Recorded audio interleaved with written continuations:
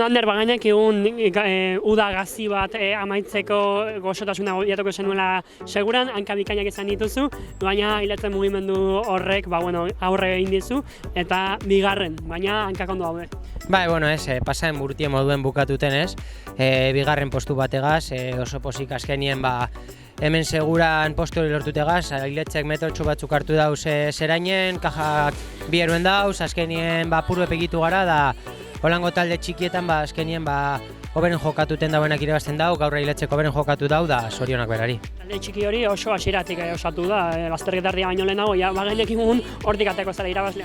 Bai, perfila ekosita argi egoan lasterketa oso selektibo izango zala ez, lehenengo subidatik Liernian ja oso fuerte egon da, ja eta goitin berrogeta marreko talde bat inda, hortik jentea paraten joan da, gero geiko talde bat, fugatxu bat egon da gari sartuago aurrien, gero barriro dano batu gara, da beste 10-15 talde bat inda, bertan sartutia lortu da, gero horren hartien jokatu karrerea.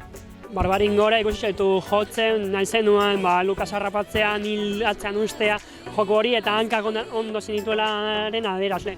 Bai, Barbarin nil joan da azkenien bera tirituten ez, gainekien bera gorantza gu baino apurtxue fuerteago dela, gero berantza gure saiak irin dugu, nil atzean itxogu, apurbet gehu gazte dugu baino, da gero nik uste hori astirin pagauin dauela, da hor saiatu naz Lukas harrapatuten, metrotxu batzuk hartuten, azkenien hori.